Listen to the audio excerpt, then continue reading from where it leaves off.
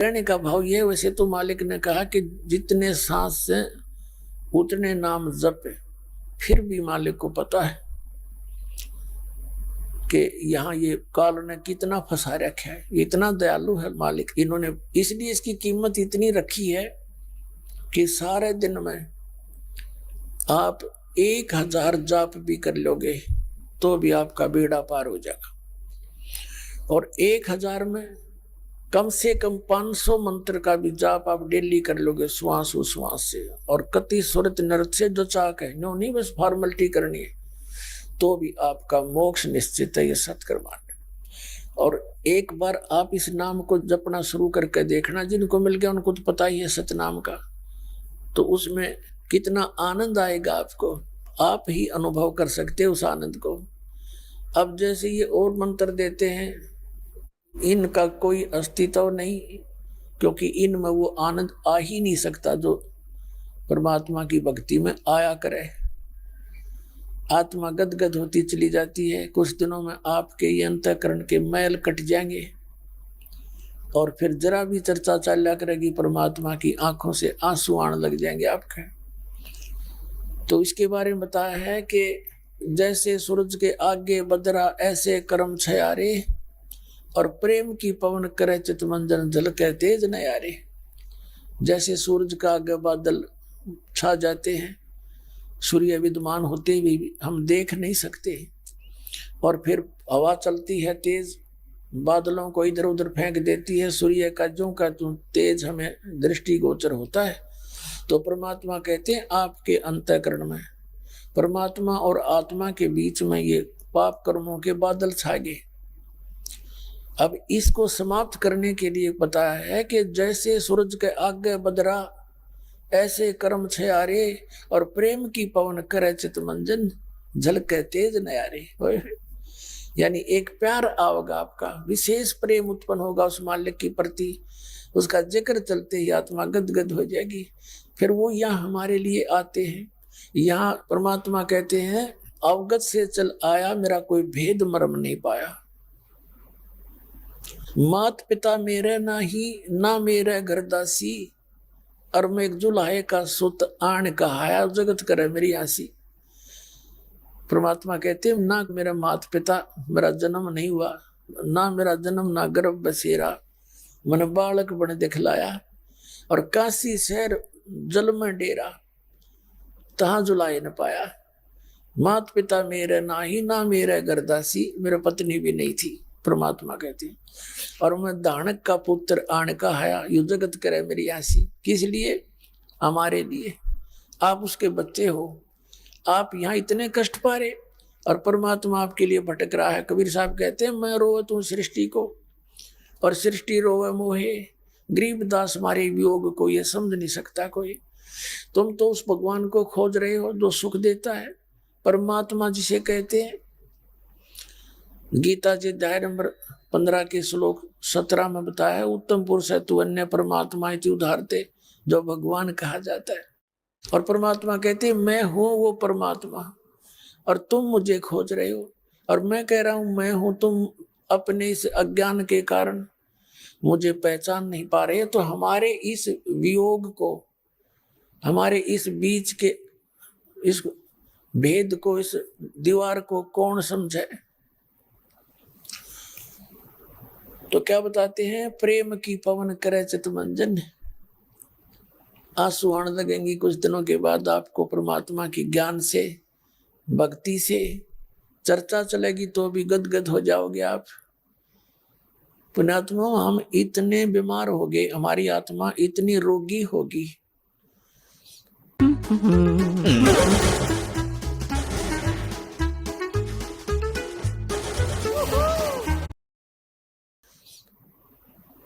कि जैसे कबीर साहब कहते हैं, कबीर पिछले पाप से हरि चर्चा ना भावे, हरि चर्चा ना सुहावे, के ऊंगे के उठ चले ना और बात चलावे। जैसे प्रथम बार किसी व्यक्ति को कहते हैं परमात्मा की भक्ति कर ले, क्योंकि दास का जन्म ऐसे स्थान पर हुआ, सारे अच्छे आदमी थे, अपना मेहनत करके खाते थे, अच्छी सलाह देते थे, कोई बुराई करते थे ना करने की सलाह देते थे, लेकिन राम शब्द उनके मुंह पर नहीं आता था कभी भी। अब कहने का भाव यह है कि वो व्यक्ति केवल अपनी मजदूरी मेहनत करके ही ये सोचा करते थे कि हम बस अपना करेंगे तो हमें सब कुछ मिलेगा। राम नाम उनका कदे जुबान पर नहीं था। तो ऐसे समय में रहते हुए हम फिर उसी रंग में रंगने लग गए थे। फिर परमात्मा ने दया करी, ज्ञान पता चला भगवान वाला, तो फिर उस दिन एकदम आत्मा फड़केगी, क्योंकि पिछले संस्कार विद्यमान थे।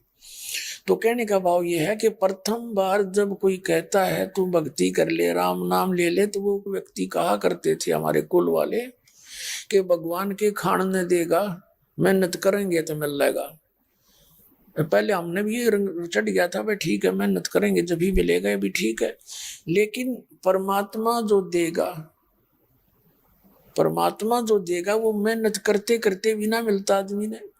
मेहनत तो करनी ही पड़ेगी, ये तो नियम है दाता का। भगवान ने खुद मेहनत एक अपना जीविका के लिए जुलाहा का काम करके दिखाया, और आपको भी कहते तुम भी करो, लेकिन इस धंधे में भगवान जरूर भजो, इसको नागा ना करो। यह गलती कर रहे थे, बस इतनी सी बात कहना आए थे वह। और भगवान भजो तो कौन सा भजो? जिनको तुम भज रहे हो भगवान ना तुम्हें सुख दे सकते ना दुख दे सकते, जैसे कर्म करोगे वैसा ही फल देंगे।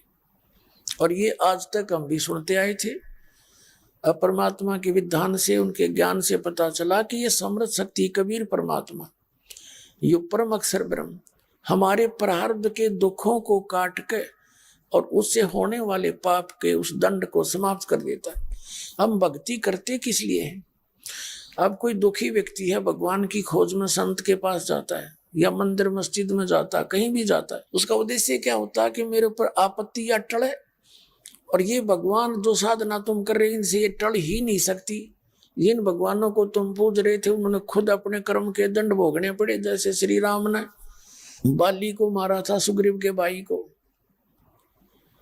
और उसका दंड भी श्री कृष्ण रूप में भोगना पड़ा। उसके पैर में तीर मारा उसी बाली वाली आत्मा ने, जो शिकारी बना हुआ था द्वापर में। तो यहाँ परमात्मा कहते हैं तुम कौन राम का जपते जपम अर्थात कटे ना तीनों तापम। तुम किस भगवान की भक्ति करते हो जिसे तुम्हारे ये तीन ताप भी ना कट सकते? तो केवल एक परम अक्षर ब्रह्म है, कबीर परमात्मा है, और उसने विधि बताई है कि इस मंत्र का जाप पूर्ण संत से लेकर तुम करो और फिर समाप्त हो जाएंगे तुम्हारे पाप। अब जैसे किसी के पैर में कांटा लगा हुआ है, और वैसे भी विधान आप सुनते आए हो, चाहे किसी पंथ संत से पूछ लो, वो क्या कहते हैं, भाई प्रारब्ध में जो कर्म में लिखा है वो तो भोगना ही पड़ेगा, और भक्ति भी करनी पड़ेगी। भक्ति करो, आगे चल के तुम सुखी हो जाओगे। अब जैसे किसी के पैर में कांटा लगा हो, कांटे के कारण ना तो चल सकता और पीड़ित है, कोई उसको बता दे कि तेरे पैर में कांटा लग के अंदर टूट गया है, जिस कारण से तुझे पीड़ा है। अब कांटा निकालने का उसके पास साधन है नहीं, वो ये सलाह देवे कि जूते पहन ले, फिर आगे कांटे नहीं लगेंगे, कांटा तो नहीं निकलेगा। तो कांटा लगे पैर में जूता पहना नहीं जा सकता। जूता जब पहना जाएगा वो पहले कांटा निकले, और फिर वो उसको सलाह दी जाए कि जूता मत उतारना, नहीं हो फिर ऐसी पीड़ा तुझे फिर होगी। तो फिर वो व्यक्ति अपने सफर में उस पीड़ा को याद रखते हुए जूता नहीं उतारेगा। तो ऐसे ही आपके जीवन रूपी सफर में जो आपके पाप कर्मों के, पूर्व जन्म के पाप कर्मों के प्रारब्ध में कांटे लगे, उनसे आपको पीड़ा हो चुकी है, और उसके लिए वो कांटा निकलेगा, और फिर आपको सलाह दी जाएगी कि भगवान की भक्ति ना छोड़ देना, फिर दुख जो के तुम हो जाएंगे। तो फिर वो व्यक्ति कभी भगवान की भूल नहीं करेगा, उन दुखों को याद करके फिर वो ऐसे पार होगा। तो पुण्यात्माओं, कबीर परमात्मा वो समर्थ शक्ति है। जब ही सतनाम हृदय धरो, भयो पाप को नाश, जैसे चिंगारी अग्नि की, बाई पड़े पुराने घास। जैसे 6 करोड़ टन घास सूखा पड़ा हो, हैं, और उसमें एक माचिस की सीख लगा दे, सारे ने फूक कर राख बना दे, और चलेगी तेज हवा, आंधी उठा ले जाएगी, उसने कहीं का कहीं पटकेगी, फील्ड क्लियर हो गया। तो क्या बताते हैं कि जैसे आपको बताया परमात्मा ने ऐसा साधन दे दिया कि सतनाम पालड़े रंग होरी हो, और 14 लोग चढ़ावे राम रंग होरी हो, 3 लोग पासेंग धरे रंग होरी हो, तो ना तुले तुलाया राम रंग होरी हो। एक श्वास उस श्वास के मंत्र की कीमत आपको बताने जा रहा है दास, परमात्मा के ज्ञान से प्राप्त या वैल्यू इसकी है। एक श्वास उस श्वास का यानी विधिवत इस दास से प्राप्त करके मर्यादा में रहते हुए उस सुरत नृत्य और मन पवन से इसकी सुमन करते हुए, सुरत नृत्य मन पवन का सीधा सार्थ है ये ध्यान कर लो कि श्वास बाहर छोड़ता हूँ कौन सा मंत्र, अंदर ले रहा हूँ कौन सा जाप कर रहा हूँ, ये सारा लग गया इसमें। सांस पवन होगी, सुरत नृत्य मन बिना ये याद रहे नहीं, मैं बाहर के छोड़ू हूँ। तो ये सुरत शब्द अभ्यास ये है। और ये नकली संत पंथ बताया कर बोला कान बंद कर ले, आंख बंद कर ले और अंदर सुन ले धुन, ये सुरत शब्द है, ये खाक सुरत शब्द है, ये हठ योग है। नाम उठत नाम बैठत नाम सोवत जागवे, नाम खाते नाम पीते नाम से ती लागवे। किसी संत का बता दो जिसने हठ योग किया हो। जिन महापुरुषों को हम मोक्ष मानते हैं उनके इतिहास देख लो, उनकी लीला देख लो। स्वयं परमात्मा कबीर जी कपड़ा बुना करते थे और कहा करते भाई मैं भक्ति भी करता हूं और तुम भी करो, अपना धंधा भी करो। आदरणीय गरीबदास साहिब जी किसान थे, जाट थे, गांव छुड़ाने के, हल बाते थे, खेत में पशुओं चराते थे और अपना भक्ति नाम सिमरण भी करते थे। ऐसे नानक साहिब जी पहले नौकरी करते थे, फिर नौकरी त्याग करके वो बाद में लास्ट में अपने खेतों में रहा करते थे, अपना किसान का काम भी करते थे और सिमरण भी करते थे। और भी जितने महापुरुष है सबका ऐसा ही इतिहास है, हमें पता नहीं था इसलिए हम अनजानपने में डरे डोहे गए। तो क्या बताया कि जैसे एक तराजू के यानी तखड़ी के एक पलड़े में, बैलेंस के एक साइड में इस श्वास उस श्वास के सिमरण का एक मंत्र की कीमत रख दे सतनाम की, और दूसरे पलड़े में ये 14 लोग चढ़ा दे। ये 14 लोक ब्रह्मा जी का लोक, विष्णु जी का लोक, शिव जी का लोक, इंद्र का लोक, ब्रह्मलोक में बने हुए और नीचे के सारे अतल पतल ये सारे एक साइड में रख दे और एक सिमरण की कीमत एक तराजू के पलड़े में रख दे। और ये पृथ्वी लोक, स्वर्ग लोक और पाताल लोक को कहते हैं, ये तब पास्यंग रख दे। अब पास्यंग क्या होता है, जैसे पहले पुराने समय में, अब भी होगी गांव में वैसे, एक डंडी सी होती थी, उसके सेंटर में एक रस्सी बांध लिया करते मोटी सी, और दो तरफ उसके रस्सियों से बांध कर 2 पलड़े लटकाए जाते थे, तराजू कहते हैं उसको। तो उसमें कई बार एरर हो जाती थी, कोई उसमें त्रुटि होती थी। तो जो किसान, दास का जन्म किसान परिवार में हुआ, तो हमारे घर पर ये लाला लोग आते थे, कभी गेहूं लेते थे, कभी ज्वार बाजरे लेते थे। तो उनसे कहा करते कि भी सेठ जी पहले अपनी तराजू ठीक दिखा, बैलेंस ठीक है कि नहीं। उसमें कोई डिफेक्ट होता तो उसी कणक जो सौदा कर रहे हैं उसी में से एक मुट्ठी उठा कर दूसरी पलड़े में डालकर उसको एरर लेस कर लेते थे। तो वो जो थोड़ा सा कणक गेहूं या बाजरा जो उठाकर सौदा कर डाला है तराजू में, उसको लेवल बैलेंस करने के लिए, उसको पासिंग कहा करते।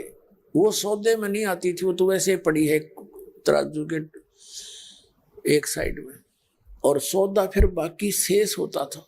तो परमात्मा कहते हैं ये पृथ्वी लोक और एक कॉमन स्वर्ग लोक है, पितृलोक और स्वर्ग लोक, और नीचे एक पाताल लोक, ये 3 लोक। तो यहाँ पासिंग रख दे और 14 लोक एक में रख दे, तो ना तुले तुलाया राम रंग होरी हो, यानी परमात्मा के उस एक मंत्र की इतनी कीमत है। तो पुण्यात्मा दुर्दास साहब को बताने जा रहा था, उस दयालु ने आपके ऊपर ये दया बख्श दी। उसको मालूम है कि इस काल ने आपको इतना विचलित कर रखा है, ऐसी स्थिति में रखा हुआ है कि आप इतने व्यस्त कर रखे हो अपने जोड़ जुगाड़ में। तो परमात्मा ने दया बख्श दी कि सारा जन्म है एक 500 नाम भी सिमरन के ले लेंगे ऐसे, और फिर कितने धनी बन जाओगे तुम, कितनी कीमत बन जाएगी आपकी। कहते हैं 1000 बार मौखिक जाप, 1 बार का मानसिक जाप, और 1000 बार मानसिक जाप और 1 बार श्वास उश्वास से ये चारों पदार्थ लाके एक सांस एक सिमरन, ऐसा उन 1000 गुणा में 1000 10 लाख के बराबर आपका एक सिमरन की कीमत बन गई। तो 10 लाख था मेरे ख्याल में 1 महीने में ना कर सकते और जीव मछाड़े पड़ जाए। और ये एक सिमरन में इतना धन आपको प्राप्त हो रहा है, तो धनी तो आराम तो हो जाओगे, पर रहना मर्यादा में। तो अब जो दास आपको बताने जा रहा है कि अब ये पीक टाइम आ गया, ये वो समय है जिसमें आप पार हो जाओगे। पार कैसे हो जाओगे? अंतिम श्वास तक तो यू जाप करते रहना है, और मर्यादा के अंदर रहना पड़ेगा अपने, जो नियम बताए गए। और इसके अंतिम सांस तक कहते हैं राम नाम रटते रहो, राम नाम रटते रहो जब तक घट में प्राण, कभू तो दीन दयाल के भनक पड़ेगी कान। अंतिम श्वास तक आपने परमात्मा का ये जाप करते रहना है।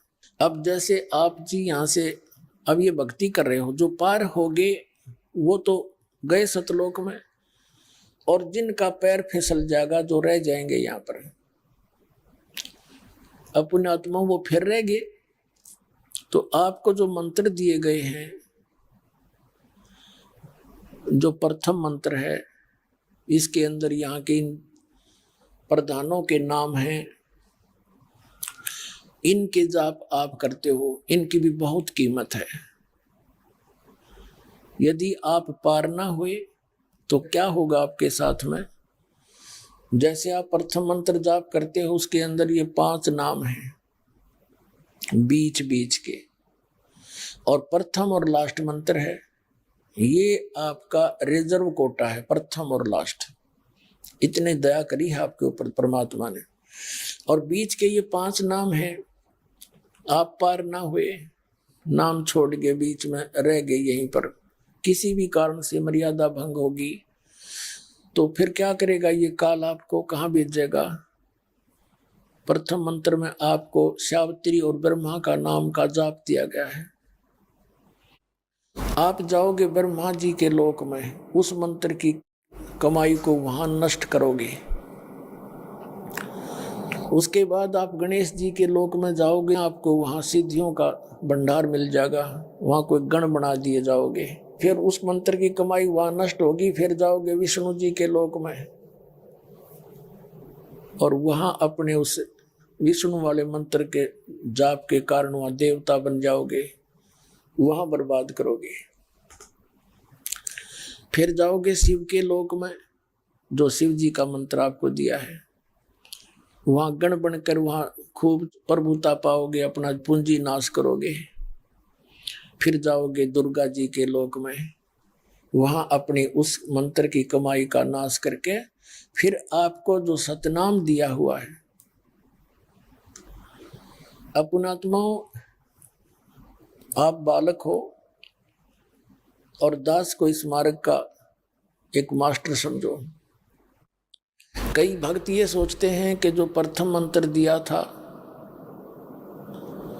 और फिर सतनाम मिलता है, उसमें भी मंत्र मिलते जुलते हैं, तो पुण्यात्माओं ये आपका काम नहीं है, ये डॉक्टर का काम होता है। कौन सी दवाई कैसे मिलाकर देने से और कौन से रोग पर असर करेगी। जड़ी वही होती हैं, एक सिंगल जड़ी को खाने से वो अन्य लाभ देती है, 4-5 जड़ी मिलाकर औषधि बनाई जाती है, वो कुछ और काम करती है, और उसकी 2 जड़ी मिलाई जाती हैं तो किसी अन्य रोग में काम करती हैं, जड़ी वही होती है। तो इतना संकेत समझ लेना, जड़ी वही होती है, तो इतना संकेत समझ लेना। फिर किस भाव से हम सिमरण करते हैं, जैसे एक जहाज होता है, अब जहाज में हम जहाँ की टिकट लेकर बैठेंगे तो वहीं जा छोड़ेगा वो तो, या गाड़ी है जैसे भी मोटर है जिसमें बैठे आप, इसी प्रकार ये नाम एक जहाज समझो। अब जिसको उद्देश्य लेकर जहाँ चलोगे वहीं जा छोड़ेगा आपको, ऐसे भी ध्यान रखना। तो कहने का भाव ये है कि फिर ओम नाम का जो जाप आप श्वास उश्वास से करोगे, जो सतनाम के 2 मंत्र में से एक है, इसके कारण आप ब्रह्मलोक में जाओगे। ब्रह्मलोक के अंदर इस काल ने एक नकली सतलोक, नकली अलखलोक, नकली अगमलोक और अकैलोक बनवा रखे हैं इस दुर्गा से धोखे में रखने के लिए प्राणियों को। तो वहां महास्वर्ग के अंदर ओम नाम की जो श्वास के द्वारा जो सतनाम में सिमरण है, उसकी पूंजी नाश करोगे, हजारों युगों तो का पुहारो होगे। फिर जो सतनाम के अंदर दूसरा मंत्र है, उसकी कमाई आपको वही नकली सतलोक बना रखा है इस काल में। जैसे होटलों के अंदर अलग से व्यवस्था होती है, जो घना महंगा उसके घनी व्यवस्था होती है, ऐसे वहां उस दूसरे मंत्र की कमाई का आपका नाश करवा देगा। अब आप पार हुए नहीं और ऊपर ये सारे ठाठ आपने खूब देखे, और जब आपकी जेब खाली होगी आपको फिर पटक देगा। यहाँ पर आपके फिर भी इतने पुण्य रह जाएंगे, मन माने पृथ्वी के राजा बन जाओ आप।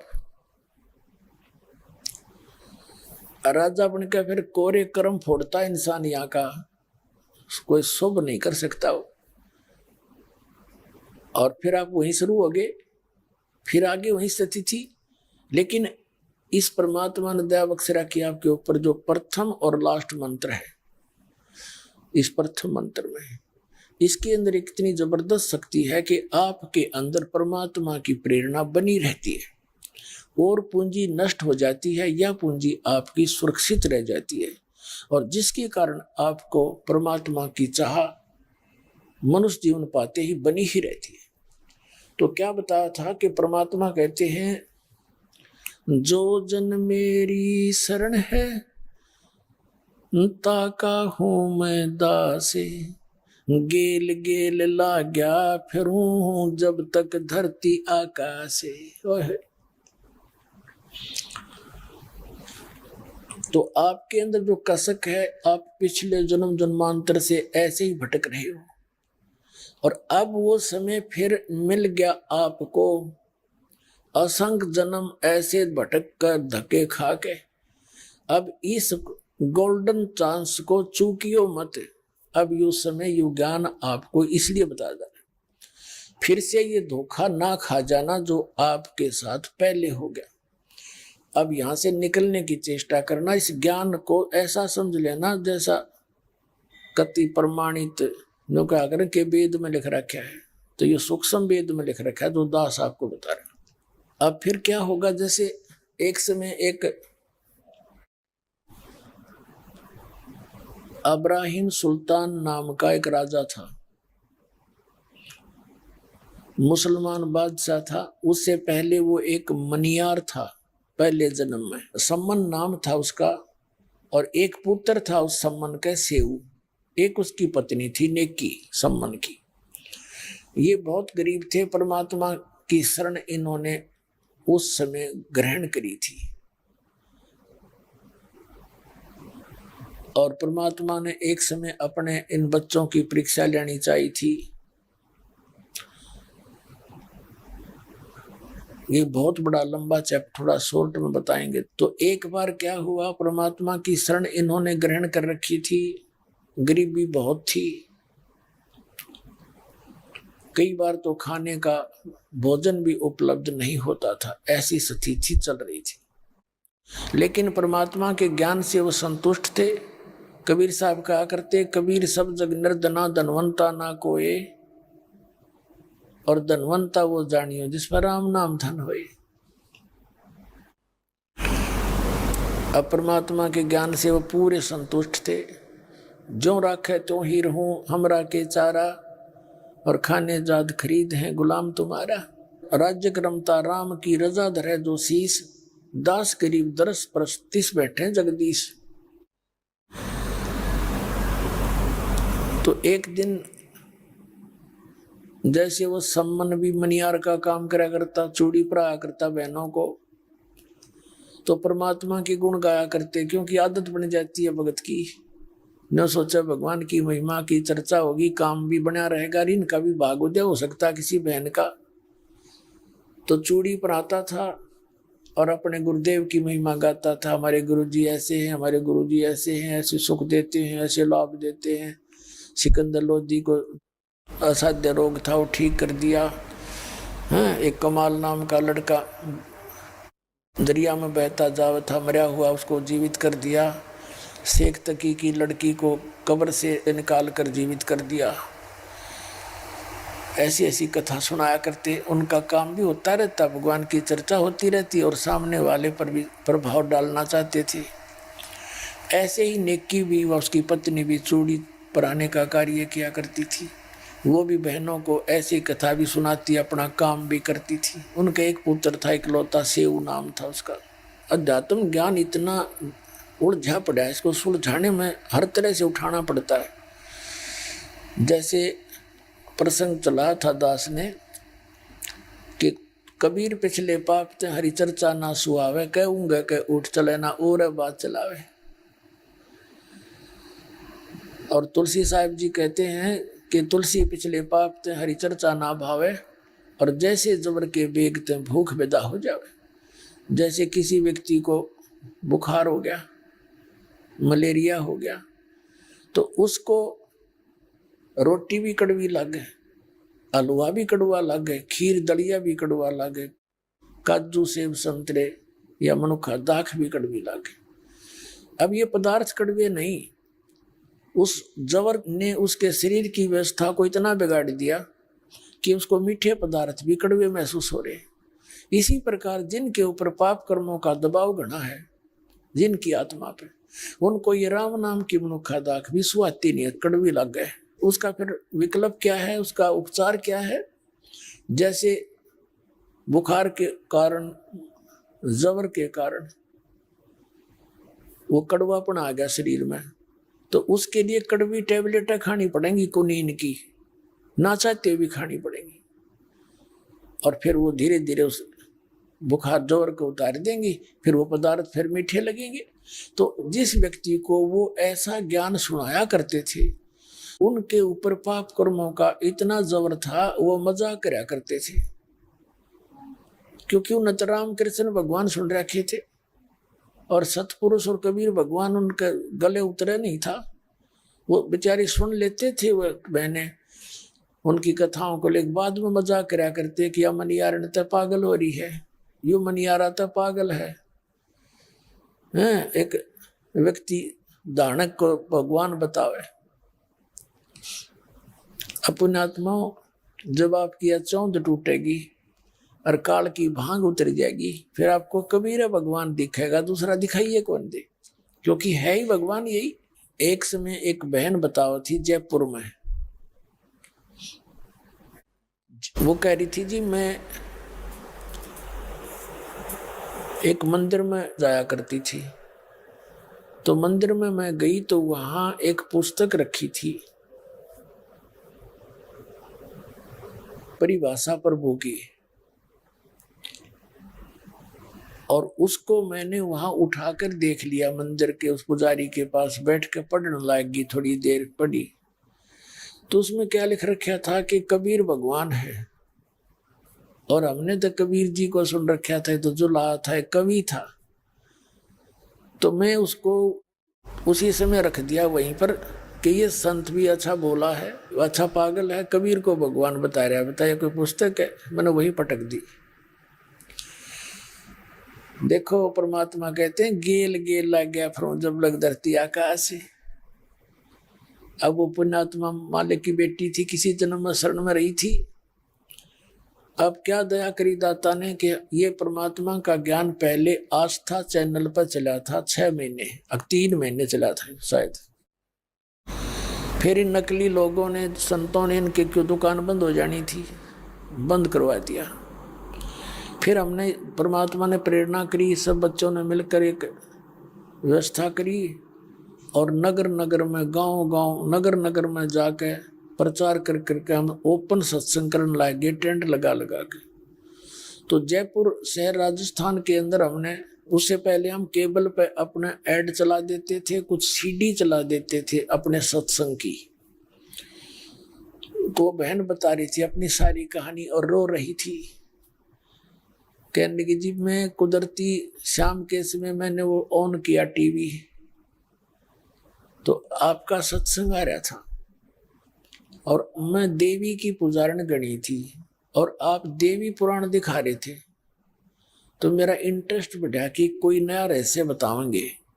मैं सुनती रही सुनती रही सुनती रही, फिर लास्ट में आपने जो इसका निष्कर्ष निकाला, मैं बहुत चुपकी सी रहेगी। फिर मैं डेली सुनने लगेगी उसको, आध घंटा चलती थी आपकी सी, तो डेली सुनने लगेगी मैं। और फिर उसमें साथ में ये ऐड आपकी आती थी कि यहाँ सत्संग होगा इतने से लेकर इतने समय, 4-5 दिन का सत्संग हमने जयपुर में रख दिया।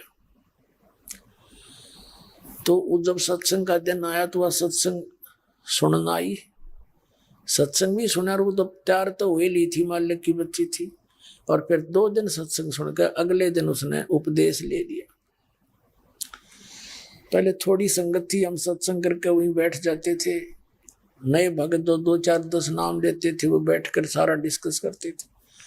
तो उस बहन ने बताया जी जब पहली बार मैंने आपकी वह सारी कहानी बताई, मैंने आपकी पुस्तक देखी थी वह परिभाषा प्रभु की, और वहां भी वही हम लिए हुए थे, फ्री दिया करते, वह 100-150 में तैयार होती थी। फिर फ्री की किसी ने कीमत वैल्यू नहीं रखी तो उसके 50 रुपए रखे थे बच्चा ने, जबकि वह 100 से ऊपर तैयार होती थी।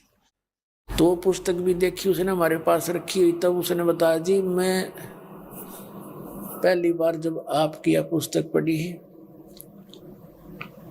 तो मैं घनी हंसी थी, देख किसे बोले संत हैं, ये बूढ़ा पागल तक एक वही मैंने, जब तक पागल कहा था उसने, बोला बड़े भोले संत हैं, कबीर को भगवान बता रहे हैं। मैं बोला बेटी अब बता, ने बोले जी भगवान है तो कबीर है और कोई परमात्मा है कोई नहीं। तो पुण्यात्मा अब वो सम्मन और नेकी मनियार का काम करे, वो डटिया नहीं जा, उसकी हंसी भी करे है बावड़ी बेबे, तो भगवान कबीर भगवान के कुल दानक से जुला है, युद्ध ऐसा है वैसा है, वो कहती रहे पर वो अपना काम करती रहा करती थी। एक दिन सेव जो उनका लड़का था बच्चों में खेल रहा था, वो भी घर में सुनी हुई चर्चा बच्चों में सुनाया करता था, और वो सारी कथा जो सत्संग में सुनते थे वो बच्चों में बैठकर सुनाता था। तो बच्चे कहने लगे कि तुम्हारे गुरुजी के सिकंदर लोधी भी राजा दिल्ली का शिष्य तुम बताते हो, कहाँ जी, और वीरदेव सिंह बघेल काशी नरेश भी आपके गुरुजी का शिष्य, कहाँ जी, और एक बिजली खां पठान था मगहर का नवाब, और भी ऐसे ऐसे काफी थे। एक दामोदर नाम का बहुत बड़ा सेठ था, परमात्मा ने उसके डूबते हुए जहाज को प्रत्यक्ष दिखा कर बचाया था। तो वो कथा सुनाया करता सम्मन का बेटा सेऊ उन बच्चों को कि ये भगवान आ रहे हैं। तो बच्चे ही होते, वो कहने लगे भाई ठीक है, तुम्हारे गुरुजी तो राजाओं के जाते हैं, तुम्हारे घर कभी आए हैं तुम्हारे गुरुजी? हमारे गुरुजी तो हमारे घर आते हैं। वो जैसे भी नकली गुरु थे वह घुमा फिरा करते थे, उनका आते रहते थे। तो वो कहने लगा ना हमारे गुरुजी तो कभी नहीं आए। कहने लगा तो वो तुम्हारे गुरुजी तो लालची हैं, राजाओं के यहाँ जाते हैं, तुम गरीबों को कैसे आ सकते हो? तो उस लड़के ने सेऊ ने अपने माता पिता के साथ बैठकर कहा कि माता जी कभी गुरुदेव अपने घर भी आएंगे? तब उसकी मां और पिता ने दोनों ने कहा, बेटा गुरुदेव जी के जो लाखों शिष्य हैं, अब किसके घर घर जाएंगे, वो तो हमारे साथ ही रहते हैं।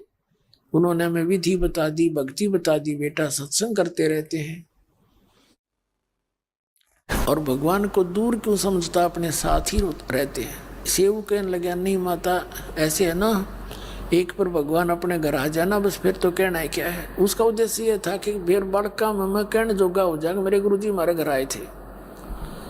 अब बच्चे की इतनी उसकी जो ना उनका दुख मान रहा था, वो कह रहे थे ना बेटा कोई बात नहीं है, यूँ सोच ले अपने साथ है। नहीं माता जी, पिताजी एक बार आ जाना बस, फिर तो कहना है क्या है। अब परमात्मा तो वो तो जानी जान है। थोड़ी सी देर में क्या हुआ, उनकी डिस्कस ऐसे हो ही रही थी, द्वार के सामने गेट के आगे खड़े हो गए एक तो वो कमाल नाम का लड़का जो मुर्दा जीवित किया था, और एक वाजिद नाम के एक संत थे, उनको शरण में लिया था, फिर उसके साथ रहा करते परमात्मा के।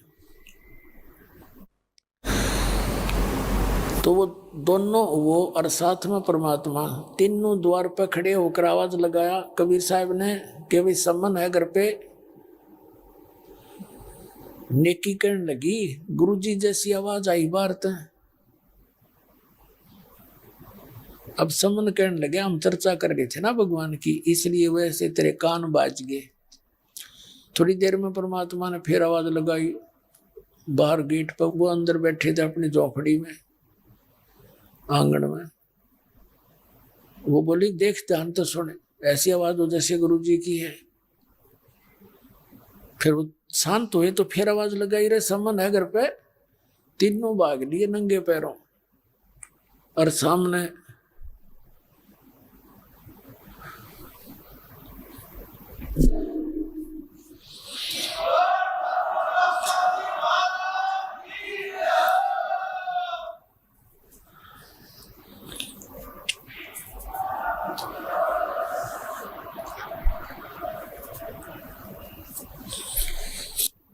अब उनको यकीन नहीं हो रहा कि सचमुच परमात्मा आए हैं। आंखें मल रहे हैं, बार बार देख रहे हैं, हम कोई स्वप्न तो नहीं देख रहे हैं। तो ऐसे खड़े हो गए, ना बोल पा रहे हैं, आंखों में आंसू आ गई।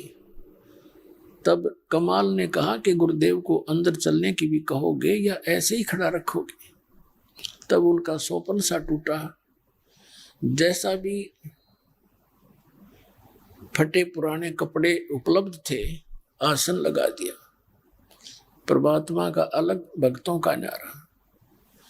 परमात्मा बैठ गए, सम्मन उनके पास बैठ गया, पानी पिलाया। कुछ देर के बाद सम्मन ने कुशल मंगल जो परमात्मा ने पूछ ली, तब कहा भगवान भोजन की सुनाओ। तो परमात्मा ने कहा, कबीर जी ने भाई भूख लगी है, पैदल चल कर आए हैं, भगत भी भूखे हैं, व्यवस्था करो, प्रसाद बनाओ। अब घंटे आध घंटे तक ऐसे बातें चलती रही। फिर सम्मन अपने अंदर की तरफ झोंपड़ी में गया, ये बिल्कुल गली पर झोंपड़ी थी। अंदर गया, अपनी पत्नी से कहा, गुरुदेव को भूख लगी है, भोजन बनाओ। अब उसकी पत्नी कहती है कि आज अपने घर पे अन्न नहीं है, ना कोई आटा बचा है। तो सम्मन ने कहा, ऐसा कर, और भी वस्त्र अलग नहीं थे, और जो पहन रहे थे वही वस्त्र थे उनके। कहने लगा कि ला तेरा ये चीर, तेरी चूंदड़ी, इसको कहीं गिरवे रखाता हूं और आटा ले आता हूं।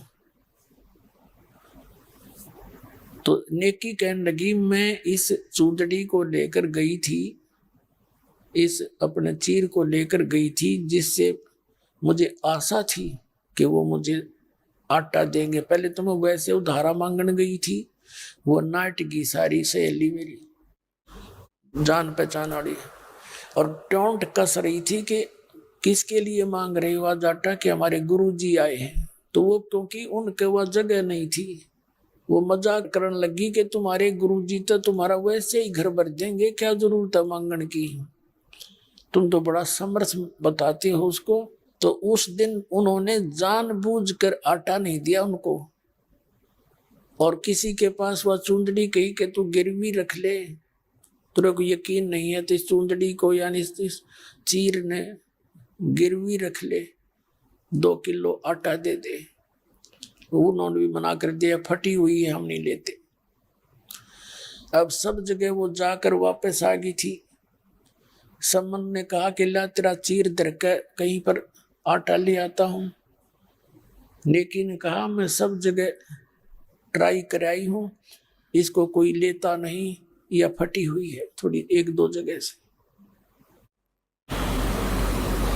अब सम्मन एकदम पेट पकड़ के बैठ गया जमीन पे, इतना चिंतित हो गया कि हे भगवान अब क्या होगा।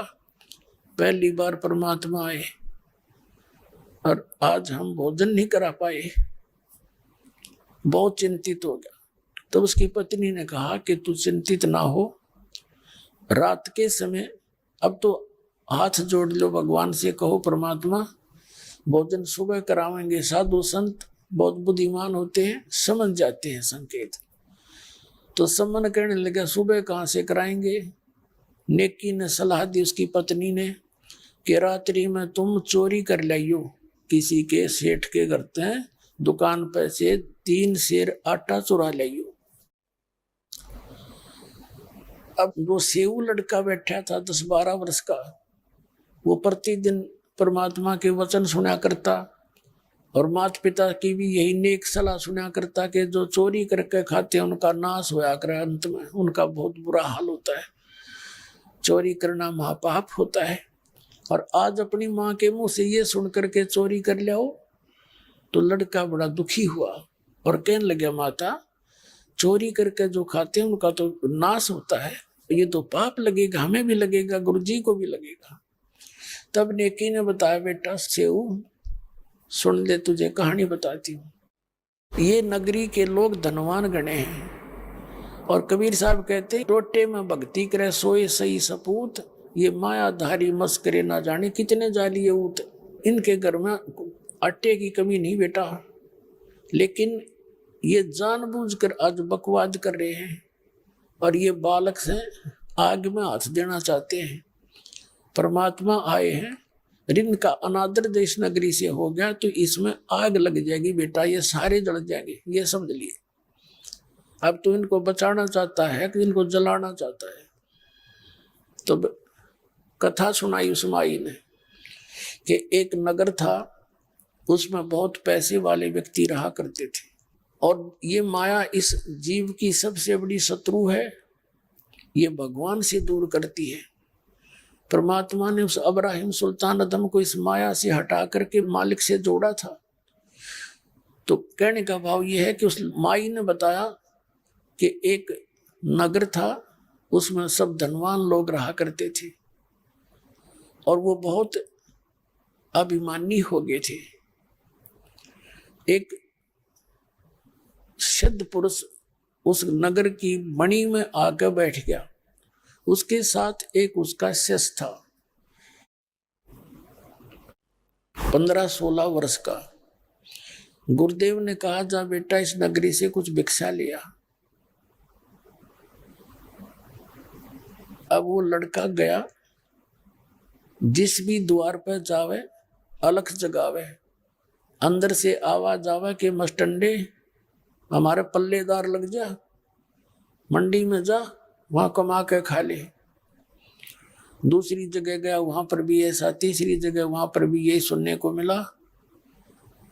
वो खाली जोड़ी लेकर वापस आ गया और कहा गुरुजी ऐसा नगर तो आज तक देखा नहीं मैंने, कोई 16 माथे बोलता नहीं और एक मुट्ठी आटा किसी ने डाला नहीं।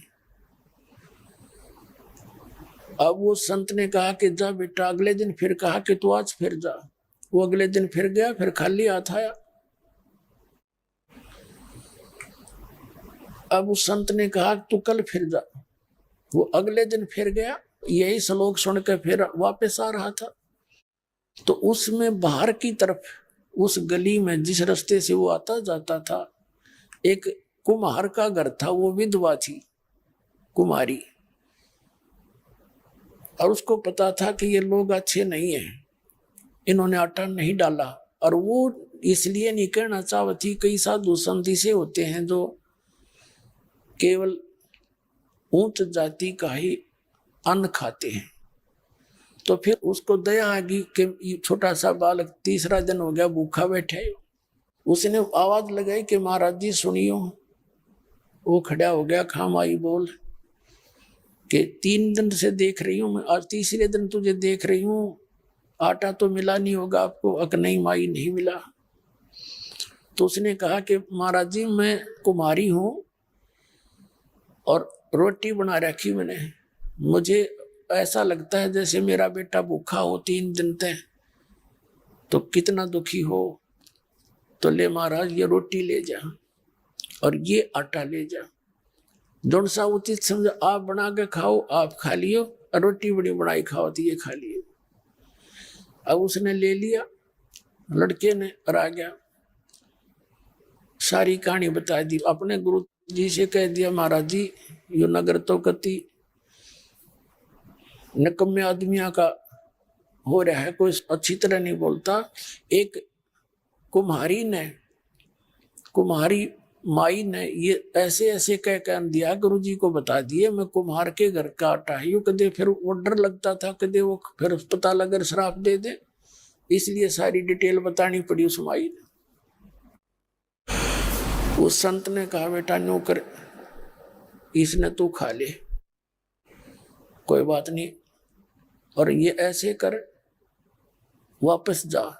उस माई ने ये कह दे कि इस नगर ने छोड़ के चली जाएगी और किसी का जिक्र नहीं करेगी। उसको ये स्पष्ट कह देना कि आज रात ने यो नगर नहीं रहेगा, ये खत्म हो जाएगा। अब माई को पता था कि साधु संत के वचन खरे उतरा करें, और ये कह दिया था कि अब तू निकल जा वक्त से, यानी 2-3 बजे चाल पड़ी दिन के, और जहां तुझे रात्रि हो जाए वहीं रुक जाना, वहीं तू बस जाएगी। उस लड़के ने आकर बता दी माई गुरुजी का आदेश है, तू यहाँ से निकल जा अपने सारे परिवार न लेके। उसके 5-4 बालक थे, गधे घोड़े लाद लूद के बाद चल पड़ी, और जहां तू रात हो जाए वहीं रुक जिए, उड़े बस जाएगी। ऐसा ही हुआ। रात्रि के समय वो पूरा का पूरा नगर नष्ट हो गया। आसपास लोगों पर खबर गई, फिर वहां पूछा कि माई तू कैसे आई है? उसने सारी कहानी बता दी कि उस नगर के लोगों ने एक संत के साथ मजाक किया था और मैंने वो 2 रोटी दे दी डरती डरती ने, जिस कारण से मुझे बता दिया तू निकल जा, मैं यहाँ बैठ की भाई भूखी प्यासी मैं भी बैठी हूँ। तो वहाँ के आसपास के गांवों के लोग इकट्ठे होकर आगे उसको कहा बहन तू यहाँ रह ठाठते। उसकी झोपड़ी बना दी, उसके लिए आटा ला के धर दिया कि 1 साल का स्टॉक कर दिया उसका। बोलो सतगुरुदेव।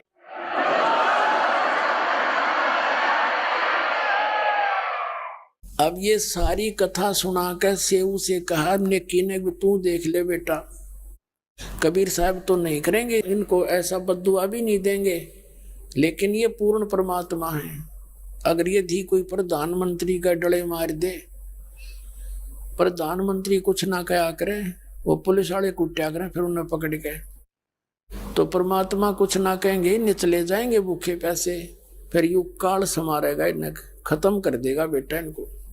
क्योंकि भगवान के साथ बदतमीजी ये नहीं, इसने करना पड़ेगा। फिर तो फिर बोला माँ जो तुमको हो गया ऐसे करूंगा मैं। इस नगरी का अन्न खाया हमने, नेकी बोली, इस नगरी में गुजारा किया बेटा, इनका बचाना आवश्यक है। तो रात्रि में दोनों पिता पुत्र चोरी करने चल पड़े। एक बनिए की दुकान पाड़ ली, सुराख बना लिया फोड़ के गली में।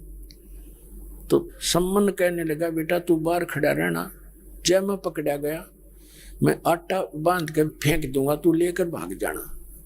तो लड़के ने कहा नहीं पिताजी, मैं अंदर जाऊंगा, जब मैं पकड़ा भी गया तो बालक समझ कर मैंने छोड़ देंगे और आपको सजा कर ही दे देंगे। तो यूं कह के वो लड़का अंदर घुस गया, 3 सेर आटा बांध कर चद्दर में चलने लगा तो एक तराजू पर पैर लग गया। वो आवाज हुई, लाला जी की नींद खुल गई, चोर चोर करके पकड़ लिया। इतने तक वो आटा तो उसने फेंक दिया, सम्मन लेकर आ गया, सेव पकड़ कर बांध दिया खंबे तक उस लाला जी ने, और कहा कि तुम भगत को आओ और करो चोरी, तुमने शर्म नहीं आई? तो सेव ने कहा कि हमारे घर पे हमारे गुरुजी आ रहे थे और हमारे आटा ना था लाला जी, 3 सेर आटा ही लिया और तो कुछ लिया नहीं हमने, तेरा फिर दे देंगे। तो लाला जी कहने लगा, अच्छा, अरे चोरी तो वो करवाता है तुम्हारा गुरुजी, तुमने पहले चोरी नहीं करी हो तो वो करवाता तुमसे। अब उनके और उल्टी होगी बात, सेव कह भैया तो और बात बिगड़ेगी, गुरुदेव की बेइज्जती करेंगे सवेरे। उधर से सम्मन जब आटा लेकर गया, नेकी ने पूछा पुत्र कहाँ है, कि बड़िए ने पकड़ लिया। नेकी बोली जल्दी जाओ वापस, लड़के ने पहचान लेंगे और गुरुजी की बेइज्जती होगी, तो ऐसे करना, लड़के का सिर काट देना। लाला जी फिर रखेगा नहीं, उस लड़के को फेंक देगा कहीं बाहर, और ऐसे कर ले तो फिर। तो उसने स्कीम बनाकर ऐसे किया, एक लेकर के तलवार सम्मन वापस आ गया और कहा बेटा एक बार तू 2 बात बतला ले, फिर तो सुबह तू पकड़ा जाएगा और तुझे हो सकता है सजा दे दे, और मैं तेरे एक कान में आवश्यक बात कहूंगा, तू एक बार इस सुराख में से सिर बाहर निकाल ले। अब सेऊ ने कहा लाला जी बाहर मेरे पिताजी खड़े हैं, 2 बात बतलानी है हमने, एक बार मेरा पैर ढीला कर दे। सेठ बोला तू भाग जाएगा ना, इस रस्से ने कर बांध दे पर थोड़ा ढीला कर दे, मैं सिर बाहर निकाल लूं, मेरे हाथ भी बांध दे। अब सेठ ने सोचा रहा 2 सेर 3 सेर आटा ले रहे हैं, के खाया है बेचारा ने, फिर भी ढीला कर दिया। और उद्देश्य ये था कि कल इनको राजा के पास पेश करूंगा, सजा दिलाऊंगा इनके गुरुजी को भी, इनको भी, ये और आगे करेंगे चोरी किसी के। तो जो ही उसने सिर बाहर निकाला, अब पिता था हाथ पीछे का पीछे रह गया, उठा नहीं के मार दूं लड़के के, काट दूं सिर ने। तब सेऊ ने कहा पिताजी तलवार ले आ, मेरा सिर काट दे, और सिर काट लेगा ना फिर यूं कित रखेगा इस लाश ने, बाहर फेंक देगा, फिर ठा लीजिए, पिछाड़ में ना आऊंगा मैं, और नहीं तो गुरुजी की बेइज्जती करेंगे सुबह ये। अर्जय तू मेरा बाप है, तुम्हारा सिर काट ले, नहीं तो मेरा बाप नहीं है। अब बच्चे से प्रेरणा पाकर उसमें फिर करंट सा आ गया और एकदम लड़के का सिर काट दिया और चोटी से पकड़ कर सिर को घर ले आया, शीश को। अब लाला जी ने देखा तो कत्ल हो गया, तेरा यू 302 का मुकदमा और लग गएगा। उसने फटाफट उस शव को घसीट के और दूर गिरा पजावे में, खंडर से होते थे बाहर कुमारा के हुआ करते पजावे, उनमें पटकाया और आके अपनी ईंट उल्टी ऐसे लगा के मकान और लीप लाप के गारा में ऐसा कर दिया जैसे रेतड़ा छिड़क के, क्या कुछ हुआ है को नहीं था। अब जब सम्मन वापस गया तो नेक्की ने पूछा अब तू वापस जा, इस सिर ने यहाँ रख जा अलमारी में, और बढ़िया इस लाश को अपने घर नहीं रखेगा, कहीं पटक का होगा बाहर, उसके चिन्हों के साथ साथ चला जाना और उस लाश ने उठा लिया। कहीं बाहर कोई पता लग गया, रोड़ा मचे, शोर मचेगा किसी का, तो खोज हो जाए कि किसका बालक है। ऐसा ही किया। अब देखा जब सम्मन वापस गया तो उसके निशान पड़ रहे, घसीट के ले गया लाला जी, उनके साथ साथ वहां शव पड़ा पाया, उस लड़के के शव को भी उठा लिया, नीचे गिर दिया, झोपड़ी में बोरी पल्ली डाल कर ढक दिया, और सोचा कि गुरुदेव को नहीं बताना है, नहीं तो रोटी नहीं खाएंगे और भूखे हैं कल के। तो फिर क्या किया, खाना बना दिया नेक्की ने, और सम्मन बोला क्या पानी मत लाइए ना, गुरुजी को पता लग जाएगा। अब उन्होंने सारा भोजन बना के 3 पात्रों में डाल दिया और कहा महाराज जी भोजन खा लो, वक्त से बना दिया कि चले जाएंगे फिर रोवांगे बैठ के। उन्होंने 3 पात्रों में डाल दिया। परमात्मा बोले भाई इसने 6 स्थानों पर कर दे सारे भोजन ने। अब समन कहने लगा महाराज जी आप खा लो, हम तो बाद में पालेंगे, अपना इकट्ठे बैठ के खावांगे सारे। 3 तो परमात्मा कबीर जी और 2 और साथ में 3 वर 3 वर सदस्य घर के 6 स्थानों पर परोसवा लिया सारे भोजन को और कहा आ जाओ बैठ लो भाई भोजन खाओ। अब उनको ये चिंता होगी, गुरुजी पूछेंगे इस लड़का किससे, पूछेंगे तो कह देंगे कि भाई खेलन जा रहा है हमारा ज्योत की तो बाहर है। तो वो तो अंतर्यामी थे। जब सारे बैठ के एक स्थान खाली था तब परमात्मा ने कहा आओ सेव जी में लो, ये प्रसाद प्रेम, बेटा सिर कटा कर चोरों के साधों के न तक से। कहते हैं सेव धड़ पे शीश चढ़ा और बैठा पंगत मां और नहीं निशानी गर्दन कहियो ओ सेवक ना। बोलो सतगुरुदेव।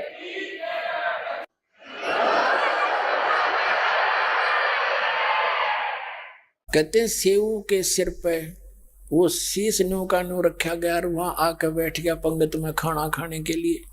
उसका निशान भी नहीं था कि गर्दन का यू कट्या था कि ना। वो माता पिता ने हटा हटा के देखे यो ओ ऐसे वो है, और कोई सा भीतर जाके देखा वो खाली पड़ी बोरी। तो पुण्यात्माओं उसके बाद परमात्मा ने उनके ठाठ कर दिए। कहते नुकते ऊपर रिज जाएगा 1 करोड़ कर्म जल जा तुम्हारे। तो पुण्यात्माओं इस प्रकार परमात्मा आपके साथ है, इतना समर्थ है, अपनी भक्ति करो, कल्याण करवाओ। बोलो सतगुरुदेव।